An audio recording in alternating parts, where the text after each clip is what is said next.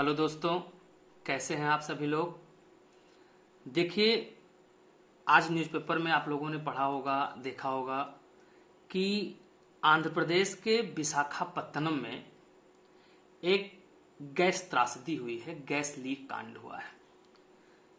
अगर हम लोग देखें तो आंध्र प्रदेश के विशाखापत्तनम में विजाग गैस लीक कांड हुआ है।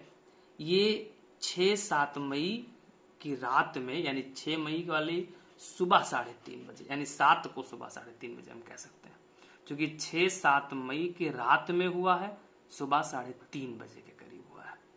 कहाँ हुआ है? आंध्र प्रदेश के विशाखापत्तनम में हुआ है ये, जिसमें एलजी पॉलीमर्स जो प्लांट है, इस प्लांट में स्टायरिन गैस लीक होने से खबर आने तक लगभग इससे 1000 लोग प्रभावित हो चुके थे, जिसमें से लगभग 800 लोग भर्ती कराए जा चुके हैं और 10 लोगों की मृत्यु की खबर मिली है। ये मेरी बात समझ में आई? कहां पर? तो आंध्र प्रदेश के विशाखापत्तनम में। कहां? विशाख गैस लीक कहा गया है इसको। ये कौन सी गैस लीक हुई है इसमें? तो स्टायरिन गैस लीक हुई है। अब आइए, सबसे पहले हम लोग जानते हैं एलजी पॉलीमर के बारे में। किसके बारे में जानते हैं? एलजी पॉलीमर के बारे में। अगर एलजी पॉलीमर की बात करें, इसकी स्थापना 1961 में हिंदुस्तान पॉलीमर्स के नाम से हुई थी और 1978 में 1978 में ये यूबी ग्रुप के मैकडॉवेल एंड कंपनी के साथ मर्ज हो गई। इसके साथ क्या हो गई? मर्ज हो गई। फिर 1997 में 1997 में इसे एलजी केमिकल, जो कहां की है? साउथ कोरिया की है, इसने इसका अधिग्रहण कर लिया, टेकन ओवर यानी अधिग्रहण कर लिया, और फिर इसका नाम क्या पड़ गया? एलजी पॉलीमर पड़ गया। अब हमको देखना है कि एलजी पॉलीमर क्या काम करती है। एलजी पॉलीमर पॉलीस्टरीन क्या बनाती है? तो एलजी पॉलीमर के द्वारा पॉलीस्टरीन बनाया जाता है। सिंपल भाषा में अगर देखें तो ये कंपनी जनरल पर्पज के लिए, सामान्य उद्देश्य के लिए पॉलीस्टरीन बनाती है। एक्सपेंडेबल पॉलीस्टरीन बनाती है, यानी जिसकी प्रत्यास्थता ज्यादा हो वो पॉलीस्टरीन बनाती है।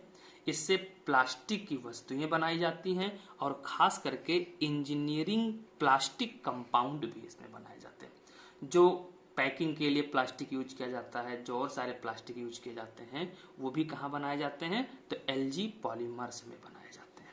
इतनी बात समझ में आई? अब जो गैस लीक हुई हो, गैस कौन सी है? स्टायरिक गैस, जिसका फार्मूला क्या है? C8H8। इसको लिखते हैं C6H5CH डबल बॉन्ड CH2। अगर स्टायरिन गैस की हम लोग बात करें तो इसका प्रयोग कहाँ करते हैं? इसका प्रयोग पाइप के निर्माण में, ऑटोमोबाइल पार्ट के निर्माण में, मशीन का टोनर बनाने में, फूड का कंटेनर बनाने में, पैकेजिंग करने में, पैकेजिंग मटेरियल बनाने में, कारपेट बनाने में, लगेज बनाने में, शूज बनाने में, खिलौनों को बनाने में, और जो पॉलिश इत्यादि हैं, इन सबको बनाने में किसका प्रयोग किया जाता है? तो इसमें स्टायरिन गैस का प्रयोग किया जाता है। और यही गैस कहाँ लीक हुई है? तो आंध्र प्रदेश के विशाखापत्तनम में विजैक गैस लीक कांड हुआ है। ये बात समझ में है? अब हमको ये देखना है कि जो स्टायरिन गैस है, इस गैस के प्रभाव में आने से क्या होता है। स्टायरिन गैस से अगर प्रभावित हो जाए इंसान तो उसका नर्वस सिस्टम पे प्रभाव पड़ता है, गले के रोग हो जाते हैं, त्वचा संबंधी रोग, आंख से संबंधित और शरीर के अन्य अंग भी प्रभावित होते हैं इससे। अगर ये प्रज्वलित हो जाए, जले, तो जलने पर ये विषाक्त हो जाती है, पॉइजनस भी हो जाती है, और इसके प्रभाव में आने से उल्टी की समस्या भी होती है, जी मचलाने लगता है लोगों का। केंद्र सरकार के द्वारा CBRN टीम, कौन सी टीम? CBRN team. CBRN का मतलब है chemical, biological, radiological and nuclear disaster management team आपदा प्रबंधन के लिए भेजी गई है। राष्ट्रीय आपदा प्रबंधन के तहत वहां भेजी गई है। अगर हम लोग इससे पहले देखें तो इससे पहले 1984 में 1984 में भी, जो कि 2-3 दिसंबर, प्राय 3 दिसंबर मानते हैं, को भोपाल गैस त्रासदी हुई थी। और जो भोपाल गैस त्रासदी हुई है ये मिथाइल आइसोसाइनाइड गैस के रिसाव के कारण हुई थी। किसके कारण हुई थी? तो मिथाइल आइसोसाइनाइड गैस के रिसाव के कारण हुई थी। इससे यूनियन कार्बाइड कंपनी के कारखाने में मिथाइल आइसोसाइनाइड गैस का रिसाव हुआ था, जिसमें ऐसा माना जाता है कि करीब 15,000 लोग प्रभावित हुए थे, लेकिन सरकारी आंकड़ा यह बताता है कि 3,787 लोगों की पुष्टि हुई थी इसमें। जो मिथाइल आइसोसाइनाइड गैस है, इसका प्रयोग करके कीटनाशक बनाया जाता है। क्या बनाया जाता है? पेस्टिसाइड बनाया जाता है। इतनी बात समझ में आ गई? तो आज यहीं तक। बहुत बहुत धन्यवाद। Thank you. जय हिंद।